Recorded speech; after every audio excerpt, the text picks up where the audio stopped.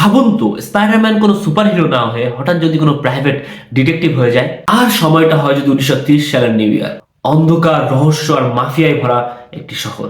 শুনতে অদ্ভুত লাগছে, তাই না? কিন্তু না, এমনই ঠিক ইউনিক একটি কনসেপ্ট নিয়ে নতুন স্পাইডারম্যান শো এসেছে, নাম স্পাইডার নয়ার।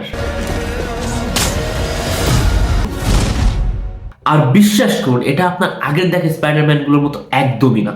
এই গল্পের মূল চরিত্র বেন রেলি, যে এই চরিত্রে অভিনয় করেছেন নিক কেজ। একসময় তাকে সবাই স্পাইডার নামে চিনত। 30 সালের নিউ ইয়র্কে সে ছিল একজন সুপার হিরো, মানুষের বিপদে আপদে এগিয়ে আসতো। কিন্তু হঠাৎ কোনো এক ট্র্যাজেডি তার জীবনটা পুরোটাই বদলে দেয়। এরপর সে তার সবকিছু ছেড়ে দেয়, মাস্ক, হিরোগিরি, সব। এখন সে শুধু একজন ডিটেকটিভ, শান্তভাবে তার নিজের জীবন কাটানোর চেষ্টা করছে।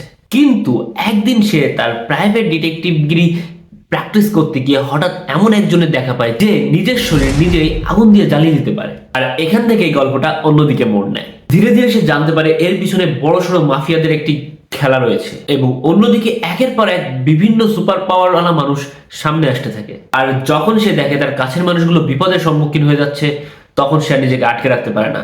সে তার সেই পুরনো মাস্ক এবং পুরনো হিরোগিরি নিয়ে আবার ফিরে আসে, কারণ কিছু যুদ্ধ থেকে পালিয়ে থাকা যায় না। সবচেয়ে ইন্টারেস্টিং ব্যাপার হচ্ছে, এটা কোনো একটা সুপার হিরো শো না, এটা একটি ডিটেকটিভ নয় থ্রিলার, যেখানে রয়েছে রহস্য, ডার্ক অ্যাটমসফিয়ার এবং 1930-এর সেই ভিনটেজ ভাইব।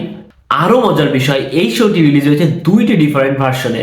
একটি ব্ল্যাক হোয়াইট ভার্সন, যেটা পুরোপুরিভাবে ক্লাসিক একটা ডিটেকটিভ ফিল দেয়, এবং অপরটা কালার ভার্সন, এখানে ভিজুয়াল অনেক বেশি ড্রামাটিক লাগে।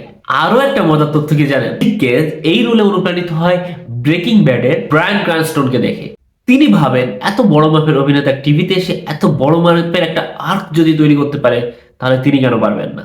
সব মিলে আপনি যদি সাধারণ সুপারহিরো মুভি দেখে বা সিরিজ দেখে যদি বিরক্ত হয়ে যান, তাহলে অবশ্যই আপনার ট্রাই করা উচিত দ্য স্পাইডার নয়ার। আপনি অবশ্যই ডার্ক এবং ইউনিক একটা স্টাইলের থ্রিলার জনরার একটা এক্সপিরিয়েন্স পাবেন। ভিডিওটি ভালো লাগলে অবশ্যই ভিডিওতে লাইক করবেন এবং কমেন্টে জানাবেন স্পাইডার নয়ার এই সিরিজটি আপনার কাছে কেমন লেগেছে। আপনি যদি চ্যানেলে নতুন হয়ে থাকেন, তাহলে অবশ্যই আমাদের চ্যানেলটি সাবস্ক্রাইব করে যাবেন।